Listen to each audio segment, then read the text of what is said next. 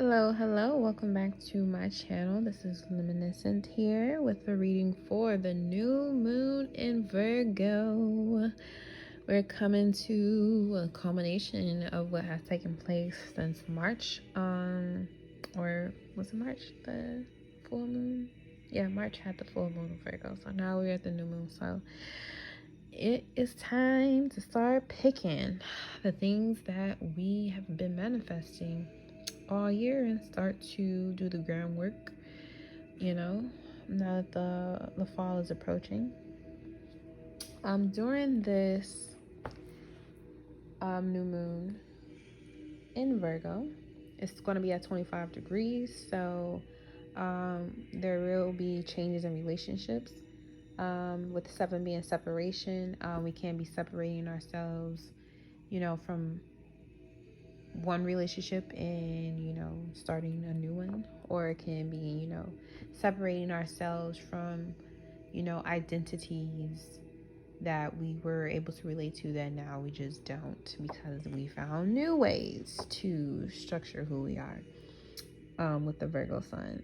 So first we'll have the in conjunction to Chiron, which will, with Chiron being in Aries, it will highlight some hidden emotions or some bring out some healing moments throughout the journey of the Virgo season that you have reaped, as well as a trine to Uranus and Taurus retrograde.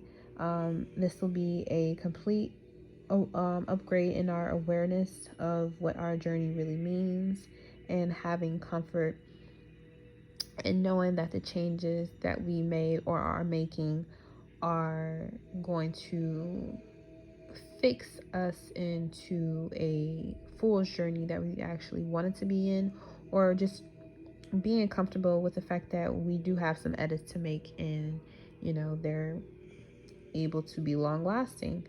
Now we have trying to more earth energy with the Capricorn, Jupiter being stationed direct in Cap, 5th house to Virgo. We have some inspired actions on projects.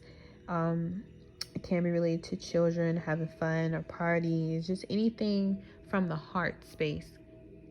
Now that we've gotten through the balsamic dark moon phase of the Leo moon, now we can be rejuvenated with inspired actions to take on, concerning our creativity and allowing balance to happen in our life with things that make us happy.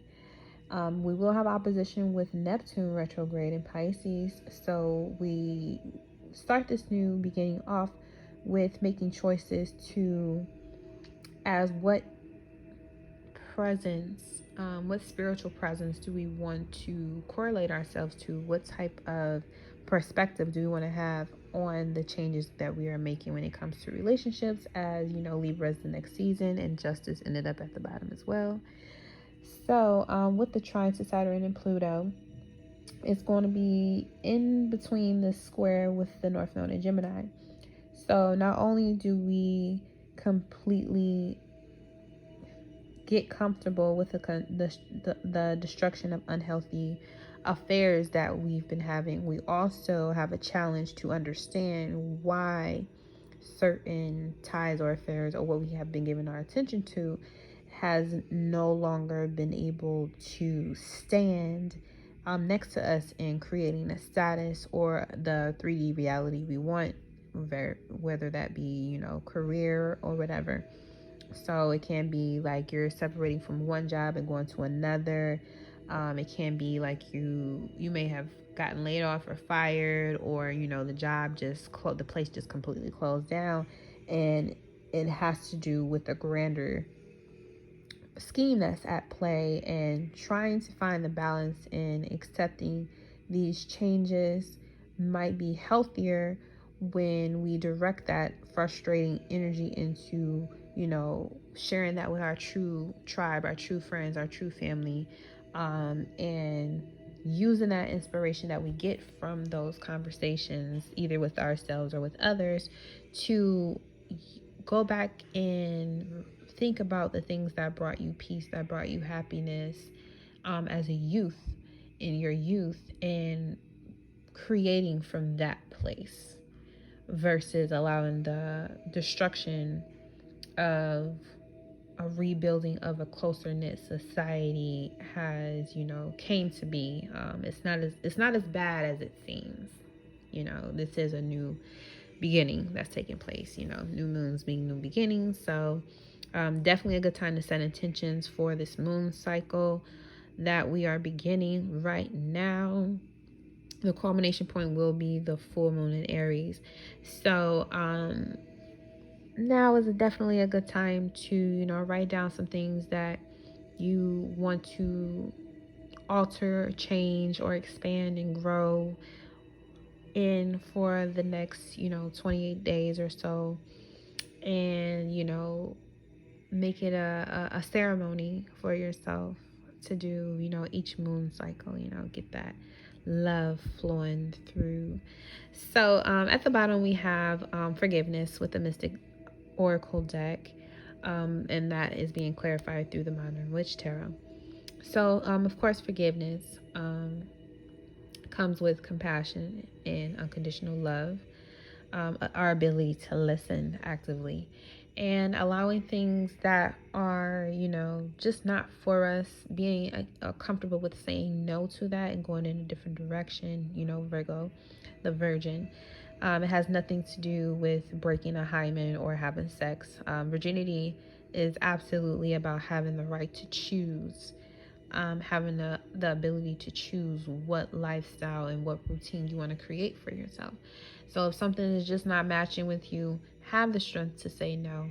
If things are matching and lining up with you and you've put in a lot of time and work and you still getting the no, allow the no. Always, like I tell my daughter, let no mean next opportunity.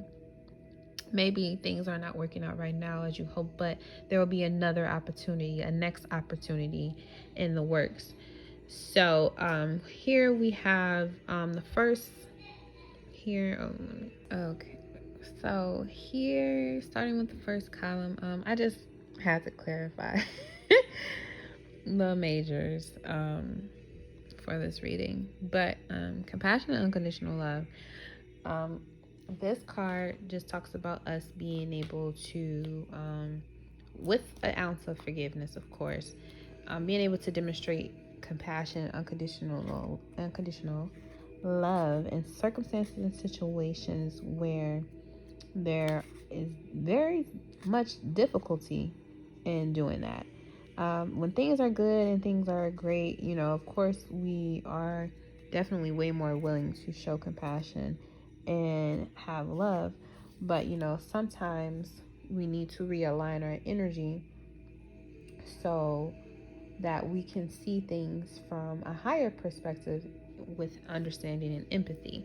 So here we have the King of Wands, the Devil, and the Queen of Cups. The Eight of Swords is clarifying this Devil energy here. So we definitely may be coming into seeing, how far our spirit is willing to go into, unknown territory, and, having that fear in the mind of what it'll feel like when we get there, or unsure of how we can get and gain the success that we're working so hard to create for within our own selves. Showing yourself that unconditional love and compassion throughout your journey is essential, because, when things pop up unexpectedly, with the new moon, of course, we definitely have Capricorn energy at play, trining to the Virgo energy. So there definitely are going to be some changes to be expected, but it's only to ensure that the new beginning that is being manifested through, the hard work and labor that has been put in throughout the year, you can actually, heal from. You can, allow this healing energy to come in and, like a warm blanket, just give you some security here with this Cancerian energy, which is talking about, being able to initiate feelings of love and compassion, and having to give ourselves the understanding and empathy that we may need to give others. This is a card associated with Aries, of course. So our anger or things that create anger within us, with the Chiron in conjunction with the moon in Virgo, or the new moon even, things can come up from the dark that may show us what things we're really afraid of, or what things that we've been thinking that are very fearful.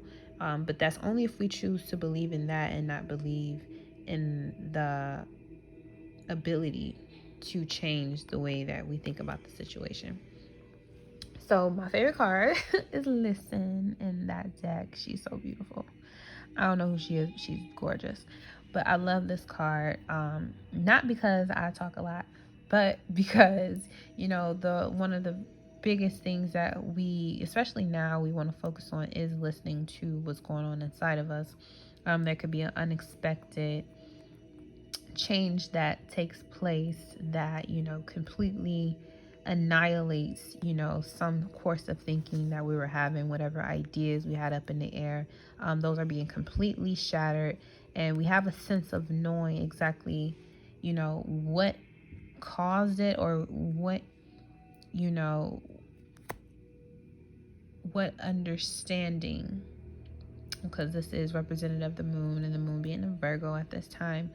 And then we got the Queen of Wands here as well, Leo energy. We have, with this Mars action going on, being retrograde too, there can be an unexpected blow up or unexpected situation where things may be said that, may hurt us, or, we may be the person to hurt others, or it could even be as simple as us hurting ourselves or being in a hurt position, and that energy being projected out into the world to other people, and having to own, that we made that choice or we made that decision, and not being afraid to, allow ourselves to heal. And this could be like currently, or this could have happened in the past. But we have an unexpected change here that brings that energy back up, and we need to actually take a seat and listen. We have to actually listen to the emotions and feelings we have gathered from what was broken, what was ruined, and how we can, manifest, with that moon in Leo transit, some of the ego issues, or the pride, or, just being so, involved in ourselves and being self-centered to a fault. We can have a breakthrough in that mind state that allows us to, be more courteous, be more kind, and listen more, not only to your own heart, so you can have a better understanding of where spirit is trying to guide you, but also being willing to, stop and actually listen to what other people have to say for a moment before you decide to make another decision, so you don't have to repeat the same process all over again. And Virgo is very good with details and editing and making things right. But Virgo is also a good sign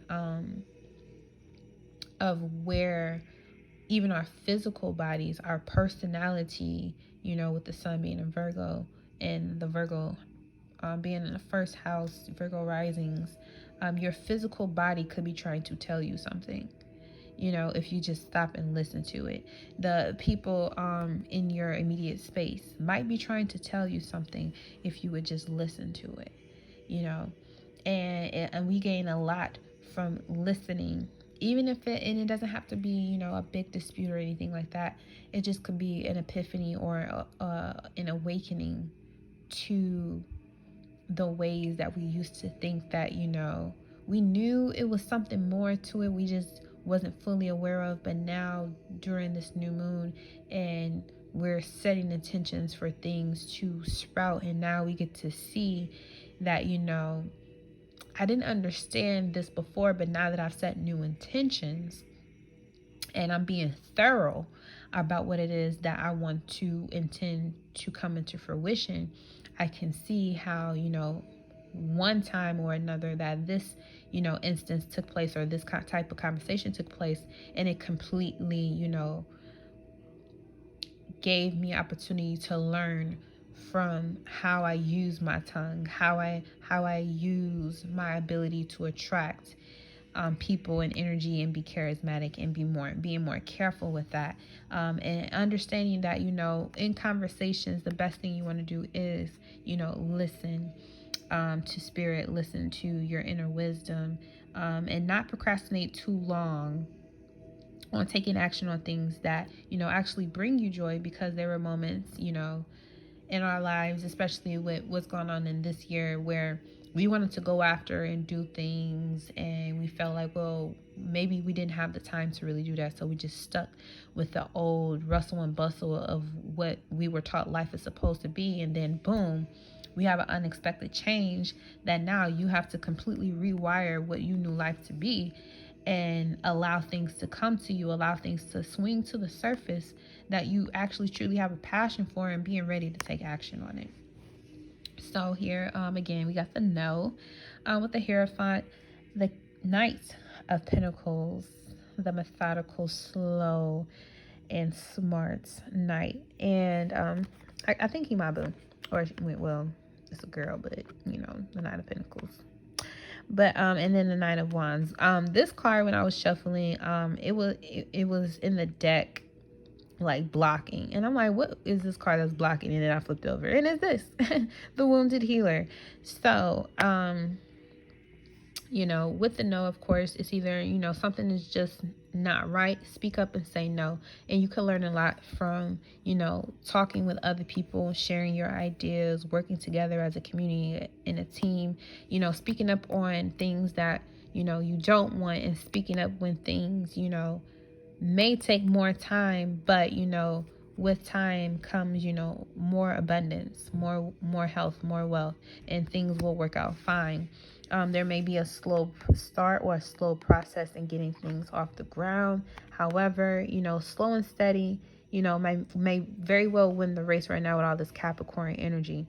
Doing things the right way, learning from others and teaching them, sharing ideas back and forth, and with Mercury and Sagittarius being here, this is a card of things being done very swiftly and taking action, but nonetheless, it's Mercury. So there is some type of communication going on there, and this is a community.